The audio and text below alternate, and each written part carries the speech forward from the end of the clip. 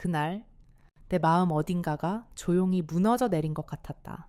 베이어는 아침 햇살이 희미하게 스며드는 작은 방에서 천천히 몸을 일으켰다. 겨울의 끝자락이라지만 온돌이 식은 방바닥은 여전히 차가웠다. 그녀는 무릎 위로 떨어진 담요를 고쳐 잡으며 손끝을 가만히 내려다 보았다. 물에 오래 담갔다 나온 듯 희미하게 절인 느낌이 있었다. 이상하네. 예전엔 이 물이 이렇게 차갑게 느껴지지 않았는데 그녀는 조용히 중얼거리며 오래된 두꺼운 고무장갑을 챙겼다. 펜션 일을 하려면 매일 아침 세탁은 빼놓을 수 없었다. 습관처럼 몸을 움직였지만 오늘은 어쩐지 마음이 묵직했다.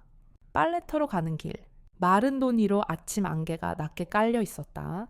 경북 청송의 조용한 시골 마을, 어디서 닭이 우는 소리가 들려왔다. 희연은 무심코 그 소리에 귀를 기울였다가 문득 오래전 기억이 떠올랐다. 남편이 세상을 떠나기 전 함께 빨래하던 겨울날이었다. 그때도 물이 차가웠지만 그는 항상 웃으며 말했다. 금방 따뜻해질 거야. 연아, 손이 시리면 내 손에 대고 있어. 그 말을 들으면 정말로 손끝이 따뜻해지던 순간이 있었다. 하지만 지금은 차갑게 스며드는 물살이 오히려 그 시절의 온기를 더욱 선명히 떠올리게 했다. 희연은 숨을 길게 내쉬었다. 빨래터에 도착하자 물소리가 맑게 울리고 있었다. 계절은 여전히 겨울이었지만 물은 유난히 맑았다. 희연은 빨래를 담은 바구니를 내려놓고 돌 위에 주저앉았다. 아이그, 희연씨 벌써 나왔네. 뒤에서 최복래가 나타났다. 70이 넘은 이웃이었지만 목소리는 여전히 힘찼다. 복래는 장바구니를 한 손에 든 채 다가와 물끄러미 희연을 보았다. 혼자 이렇게 부지런하니 대단해. 희연은 억지로 웃었지만 시선은 물 위에서 벗어나지 못했다. 입꼬리만 살짝 움직였다. 그냥 습관이죠. 그래도 혼자 사는 게 쉽나. 건강 챙기면서 해야지. 복래는 잠시 더 말을 붙이려다 장 보러 간다며 서둘러 발길을 돌렸다. 희연은 대답 대신 물에 손을 담갔다. 차가운 물살이 장갑 너머로 파고들어 손끝이 얼얼했다. 그녀는 조용히 손을 움직이며 이불을 빨았다. 반복되는 동작이었지만 오늘은 이상하게 더디게 느껴졌다. 물기를 짜내려 허리를 깊숙이 숙였을 때 작은 통증이 허리를 파고들었다. 이제 허리도 예전 같지 않네. 혼잣말을 내뱉고는 잠시 손을 멈췄다. 펜션 일을 하면서 이런 통증을 느끼는 날이 잦아졌다. 희연은 허리를 두드리며 앉았다가 다시 묵묵히 손을 놀렸다.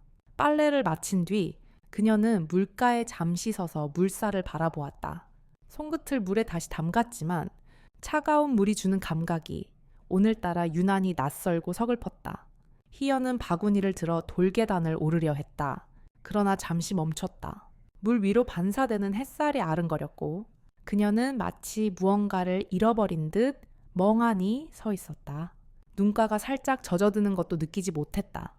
괜찮으세요? 낯선 목소리가 조용히 들려왔다. 희연은 깜짝 놀라 고개를 돌렸다. 돌계단 위에 서 있는 한 남자가 눈에 들어왔다. 낯선 중년 남자였다. 키가 크고 다부진 체격, 검게 그을린 얼굴에 조용한 눈빛이 있었다. 그의 목소리는 낮고 단단했지만 어쩐지 부드러움이 섞여 있었다. 근데 계단이 젖었네요. 조심하세요. 희연은 순간 바구니를 움켜쥐었다. 어쩐지 대답이 나오지 않았다.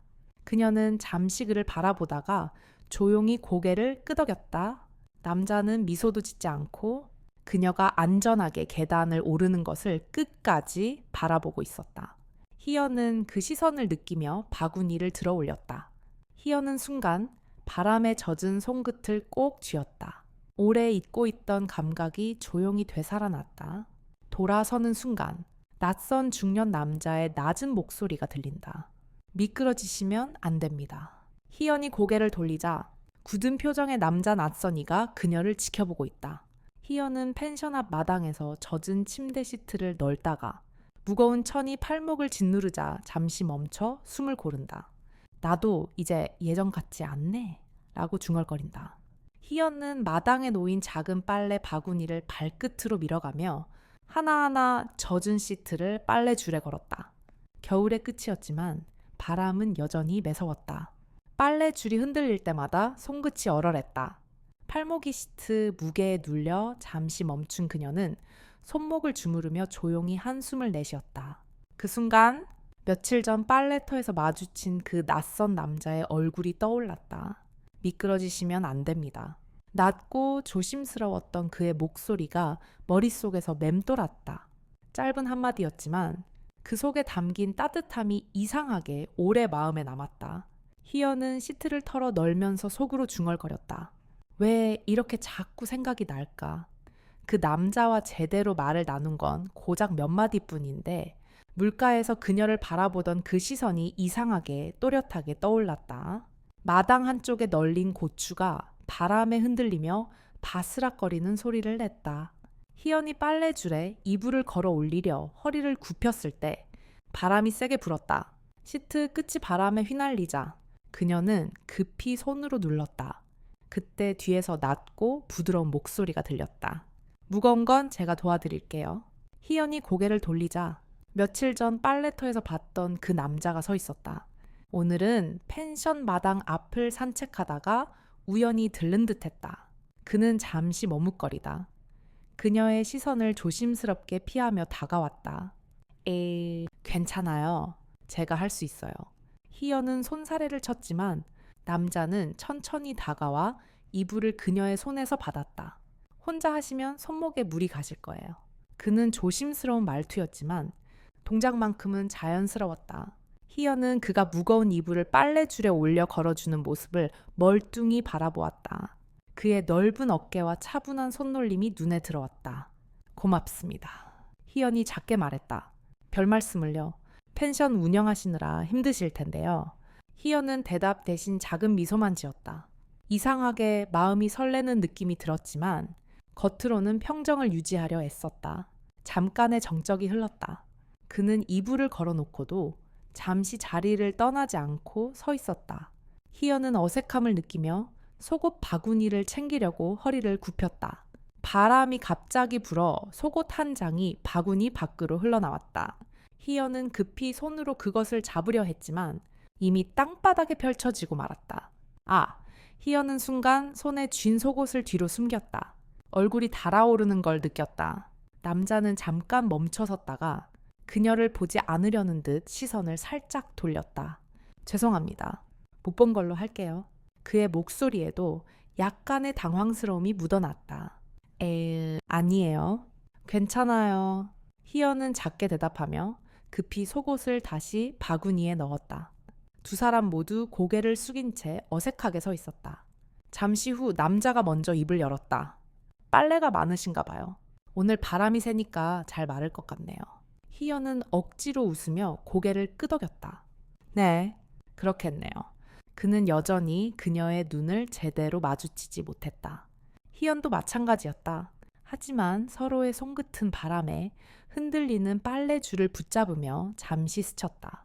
그 순간 남자가 조용히 말했다. 손이 많이 차네요. 희연은 잠깐 그 말을 들은 뒤 고개를 숙였다.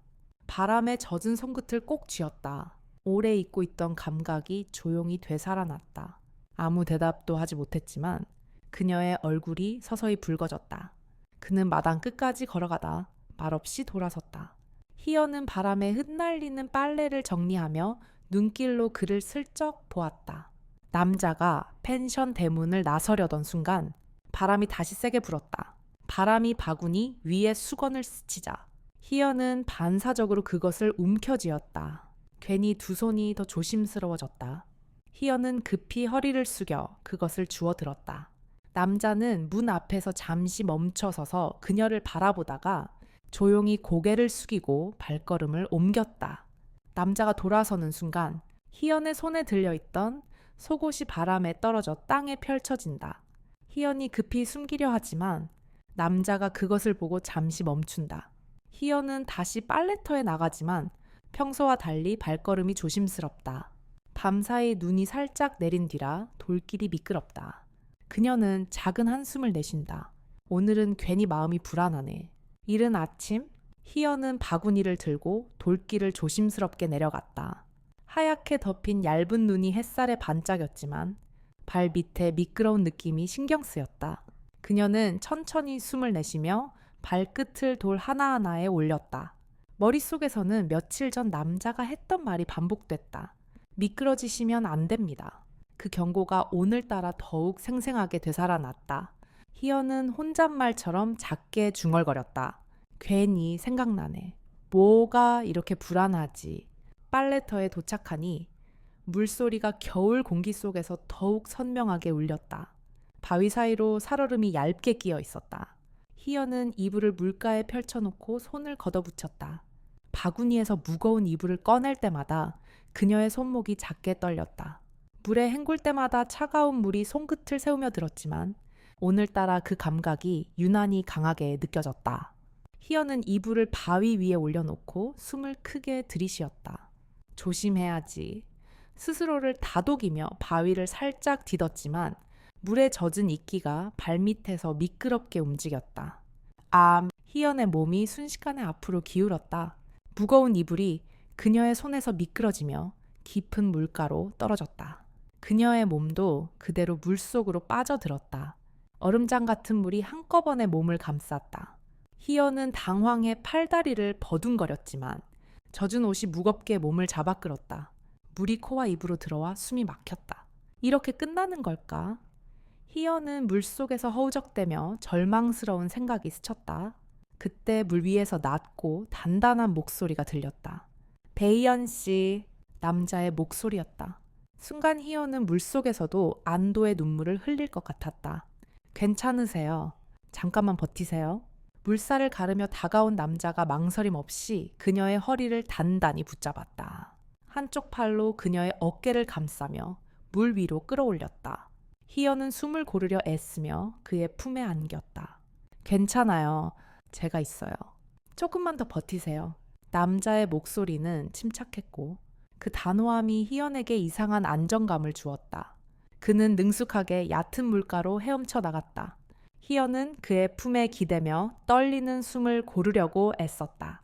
얕은 물가에 도착하자 남자가 그녀를 조심스럽게 부축해 앉혔다. 희연은 거칠게 숨을 내쉬었지만 그의 손이 여전히 그녀의 등을 지탱하고 있었다.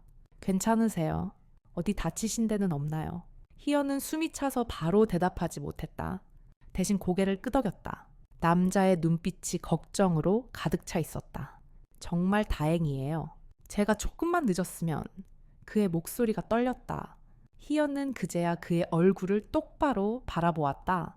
물방울이 그의 이마에서 흘러내렸고 그의 눈빛은 단순한 걱정을 넘어선 깊은 감정이 담겨 있었다. 감사합니다. 희연은 떨리는 목소리로 겨우 말했다. 남자가 고개를 저었다. 괜찮아요. 중요한 건 연세 생각해서 너무 무리하지 않는 거예요. 그가 그녀의 젖은 머리카락을 조심스럽게 귀 뒤로 넘겨주었다. 희연의 얼굴이 순간 뜨겁게 달아올랐다. 남자의 손길은 단순한 배려였지만 그녀는 오랫동안 잊고 있던 어떤 감정을 느꼈다. 그녀는 조용히 눈을 내리깔았다. 물가에 부서지는 물소리만이 두 사람 사이에 남았다. 희연이 물가에 앉아 숨을 고르고 있는데 남자가 그녀를 잠시 똑바로 바라본다. 그리고 낮은 목소리로 조용히 한마디를 한다. 연세 생각하면 너무 혼자 애쓰지 마세요. 그 말에 희연의 눈이 살짝 흔들린다. 늦겨울 아침, 희연은 펜션 주방에서 국을 끓이며 한숨을 내쉰다. 요즘은 왜 이렇게 밥맛이 없을까? 식탁 위에는 전날 손님이 남긴 반찬이 그대로 놓여 있다. 펜션 주방에 서 있는 희연의 얼굴은 무겁게 굳어 있었다. 김이 서린 창문 너머로 바람에 흔들리는 마른 고추들이 보였다. 희연은 국물이 자글자글 끓는 냄비를 바라보다 국자를 놓고 의자에 앉았다. 전날 손님이 남기고 간 나물 반찬이 그대로 식탁 위에 있었지만 젓가락을 들고 싶은 마음이 전혀 들지 않았다. 왜 이렇게 입맛이 없지? 나도 나이 들었나 봐. 작게 중얼거리며 국자를 다시 들었지만 끓는 국물에서 풍기는 멸치 냄새가 오히려 속을 불편하게 만들었다. 그녀는 젓가락으로 반찬을 건드리며 생각에 잠겼다. 머릿속에는 최근에 그 남자가 자꾸 떠올랐다.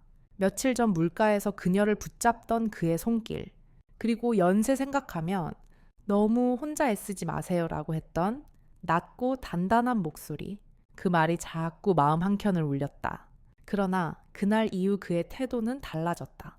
희연이 빨래터에 나가면 그는 인사만 하고 서둘러 자리를 떴다. 마치 피하려는 듯 보였다. 그날 아침도 마찬가지였다. 희연은 펜션 마당에서 속옷을 널고 있었지만 마음이 편하지 않았다. 눈길로 펜션 대문을 자꾸 훔쳐봤다. 오늘은 오려나? 아니지. 오지 않는 게 낫겠지. 빨래줄에 무거운 이불을 걸어 올리려다 손이 미끄러지자 희연은 팔목을 주무르며 작게 중얼거렸다. 괜한 생각하는 건가 봐. 그 순간 마당 쪽에서 반가운 목소리가 들렸다. 희연 씨, 요즘 바쁘시죠? 최복래가 장바구니를 들고 들어왔다. 희연은 억지로 웃으며 맞이했다. 네, 늘 그렇죠.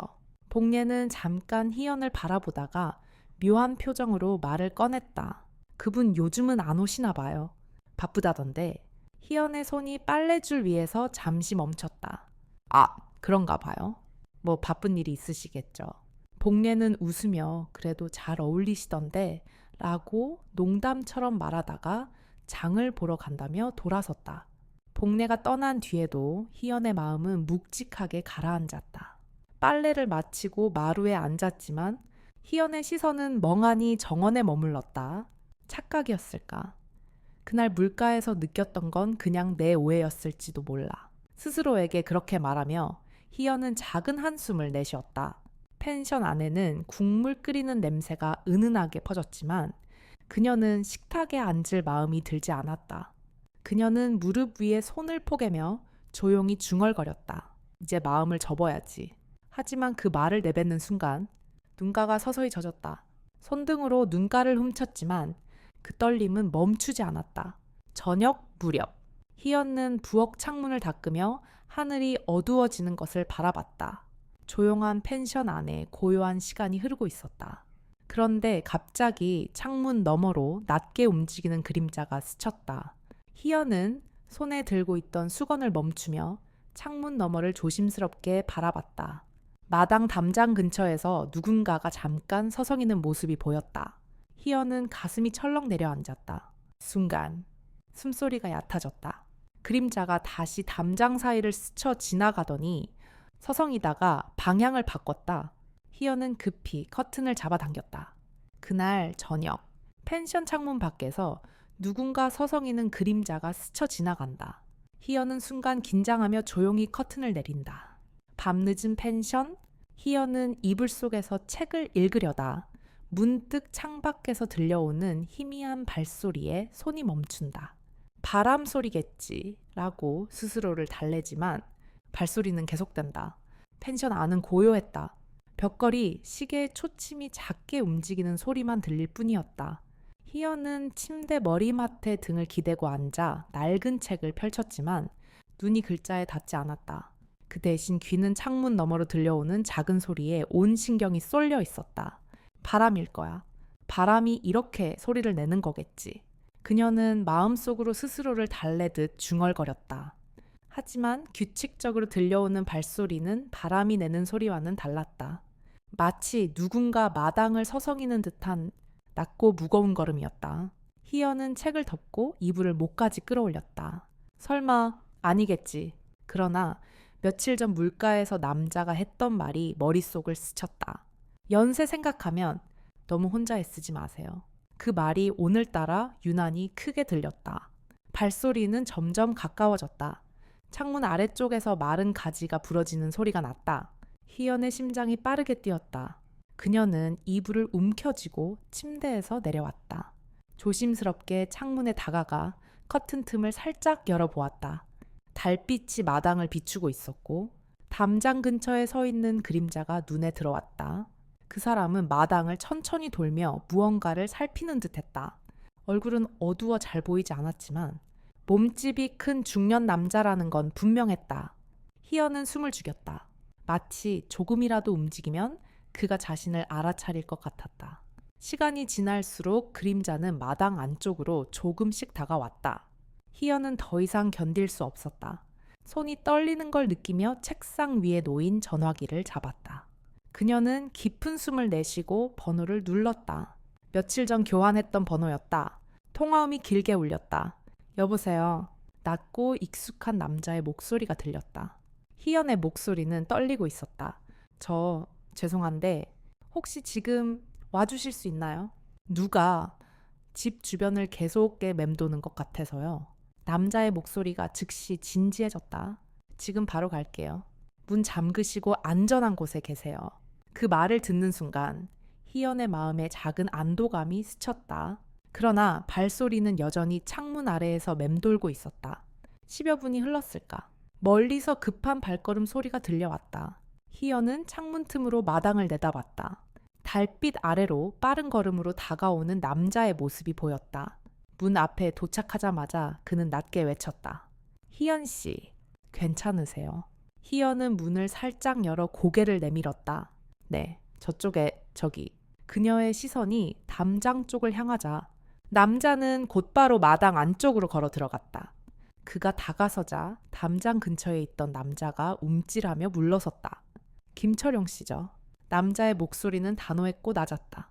철용은 당황한 듯 주춤하며 변명했다. 저는 그냥 희연 씨가 걱정돼서 온 거예요. 걱정이라고요? 남자가 한 걸음 더 다가서며 낮게 말했다. 밤늦게 남의 집 주변을 이렇게 맴도는 게 걱정입니까? 이건 명백한 잘못이에요.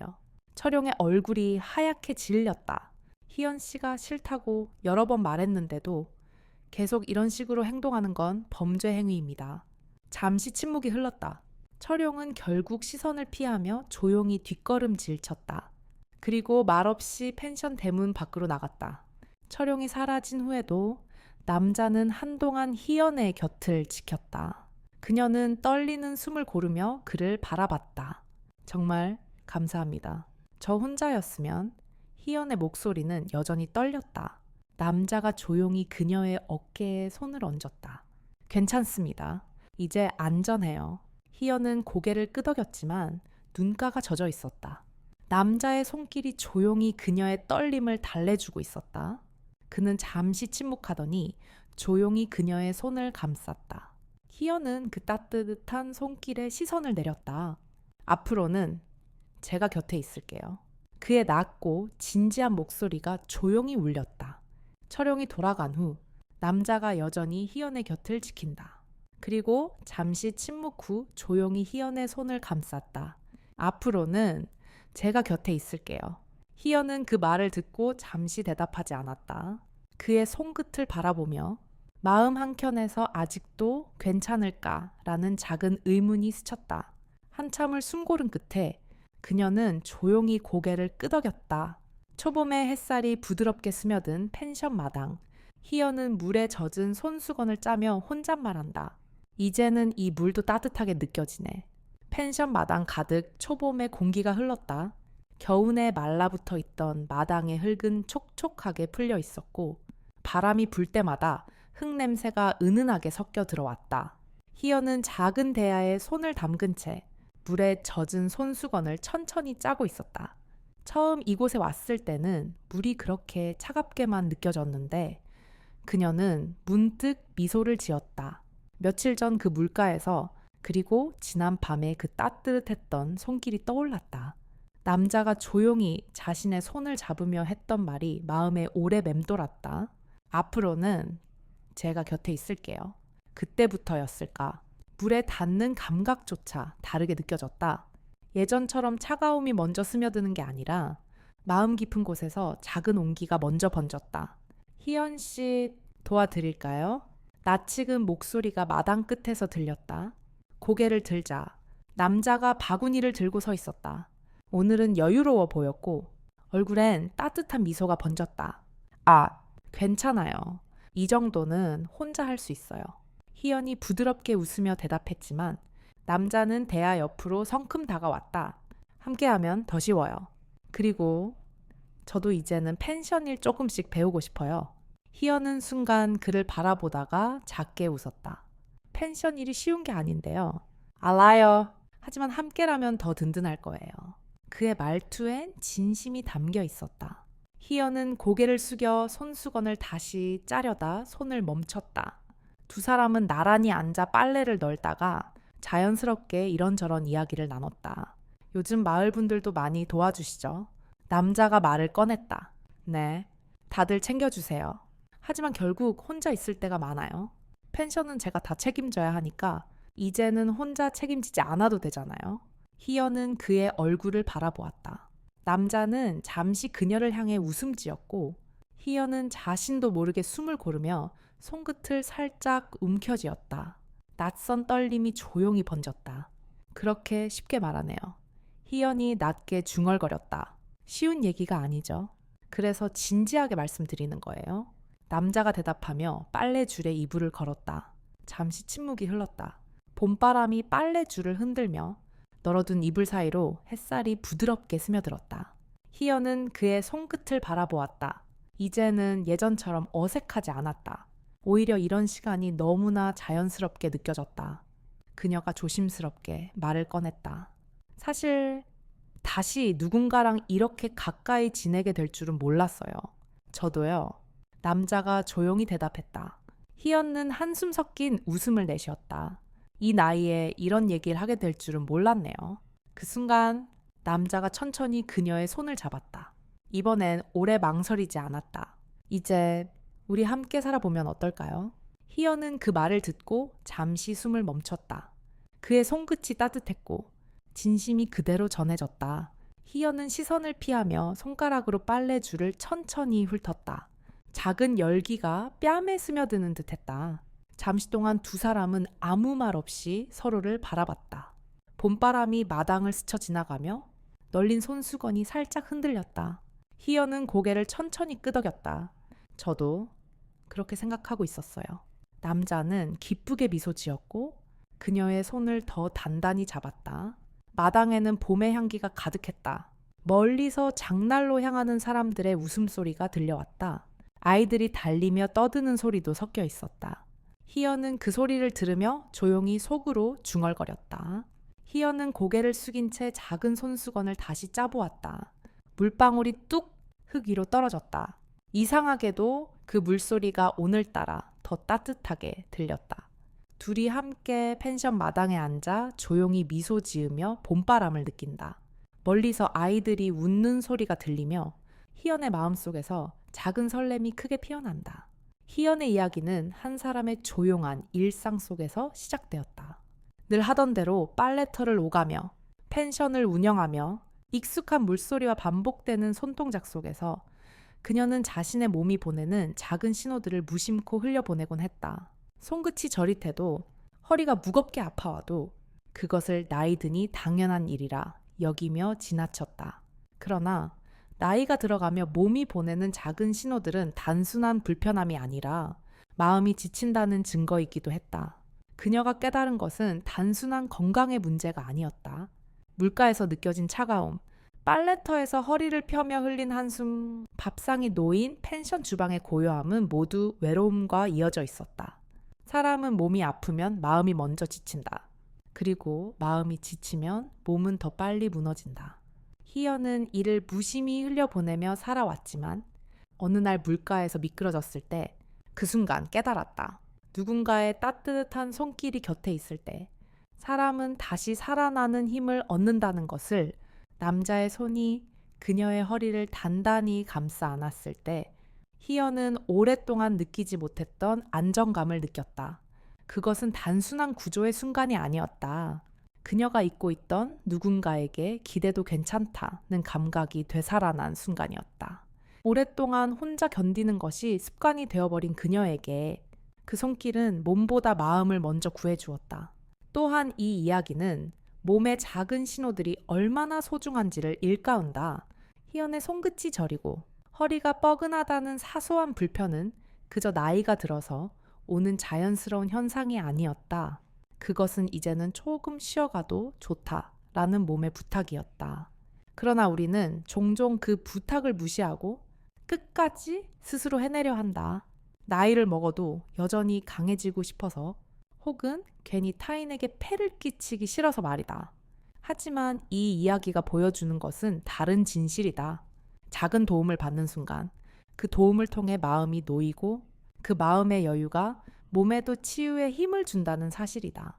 희연이 물가에서 구해진 후 그녀의 손끝이 다시 따뜻해졌듯이 마음이 열리면 몸도 회복의 길을 찾는다. 사람과 사람 사이의 따뜻한 정은 때로는 약이나 병원보다 큰 힘을 발휘한다. 희연이 밤늦은 펜션에서 느낀 두려움은 남자의 단단한 말 한마디로 사라졌다. 앞으로는 제가 곁에 있을게요. 이 한마디가 그녀의 심장을 다시 두근거리게 했다. 그것은 나이와 상관없이 사람에게 필요한 가장 본질적인 약, 즉 함께 있어 준다는 약이었다. 그리고 이 이야기는 가족이나 이웃 간의 조용한 관심이 얼마나 큰 변화를 가져오는지를 보여준다. 펜션 마당에서 함께 널던 손수건, 장터에서 사온 김치를 나누던 이웃의 따뜻한 인사, 그런 작은 순간들이 결국은 희연을 치유했다. 사람은 큰 사건이 아닌 이렇게 매일의 작은 손길 속에서 다시 살아갈 힘을 얻는다. 이 이야기가 던지는 메시지는 단순하다. 몸의 작은 변화를 무시하지 말 것. 외로움이 마음에 스며들기 전에 주변의 작은 손길을 허락할 것. 그리고 누군가가 손을 내밀었을 때 그 손을 붙잡는 용기를 가질 것. 그것이 때로는 생명을 구하고 잃어버린 마음을 다시 살린다. 희연과 남자의 늦은 사랑은 단순한 로맨스가 아니다. 그것은 서로의 상처를 바라보며 함께 치유하는 과정이었다. 젊은 시절 같지 않은 몸, 예전처럼 빠르지 않은 걸음, 더디게 마르는 빨래와 같이 느린 일상 속에서 두 사람은 오히려 그 느림 속에서 진정한 온기를 발견했다. 희연은 이제야 깨달았다. 나이 든다는 건 혼자가 되는 게 아니라 함께 할 사람을 새로 만나는 시간일 수도 있다는 것을, 그리고 그 깨달음은 모든 사람에게도 같을 것이다. 나이가 든다는 것은 결코 멈춤이 아니다. 그것은 새로운 온기를 맞이할 수 있는 또 다른 시작이다. 이 이야기는 조용하지만 단단한 철학을 남긴다. 한 사람의 따뜻한 마음은 작은 물 한 방울처럼 오래 굳어있던 마음의 얼음을 녹인다.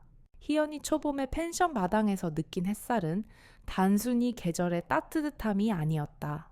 그것은 마음이 다시 열릴 때 비로소 느낄 수 있는 따뜻함이었다. 손수건을 짜며 이제는 이 불도 따뜻하게 느껴지네 라고 말한 그녀의 속삭임 속에는 지난 세월의 외로움이 녹아내리고 있었다. 몸의 작은 변화에 귀를 기울이고 마음의 작은 떨림을 무시하지 않는 것. 그것이 바로 자신을 사랑하는 첫걸음이다. 그리고 그렇게 자신을 돌보는 법을 배울 때 다른 사람에게도 마음을 열 수 있다. 이 이야기는 우리에게 잔잔한 질문을 던진다. 지금 우리는 우리 몸의 작은 신호들을 제대로 들어주고 있을까? 혹시 여전히 모든 걸 혼자서 감당하려고 애쓰고 있지는 않은가? 나이가 들수록 오히려 더 많이 기대고, 더 많이 웃고, 더 많이 사랑해야 하는데 우리는 여전히 스스로에게 너무 단단하지 않은가? 희연의 늦은 봄 같은 사랑은 우리에게 희망을 준다. 나이와 상관없이 사람은 다시 시작할 수 있다. 다시 웃고, 다시 손을 잡고, 다시 따뜻해질 수 있다. 그것은 특별한 순간이 아닌 매일 반복되는 소소한 일상 속에서 이루어진다. 그리고 이 이야기를 듣는 우리 모두에게도 같은 가능성이 있다. 잠시 멈춰 몸이 보내는 신호를 살피고 옆에 있는 이웃에게 따뜻한 말을 건네는 것. 그 작은 행동 하나가 오늘의 우리를, 그리고 내일의 우리를 바꿀 수 있다. 여기까지 긴 이야기를 끝까지 함께 해주셔서 정말 감사합니다. 이 늦은 봄의 사랑 이야기가 마음에 작은 온기를 남겼다면 조용히 미소 지으셔도 좋습니다. 혹시 오늘 이 이야기가 마음을 조금이라도 흔들었다면 그 마음을 살짝 나눠주셔도 좋겠습니다. 좋아요를 눌러주시거나 앞으로 이런 따뜻한 이야기를 더 듣고 싶으시다면 구독도 잊지 말아주세요.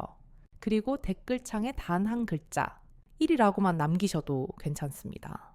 그 작은 숫자가 이 이야기가 여러분의 마음에도 닿았다는 소중한 신호가 될 거예요.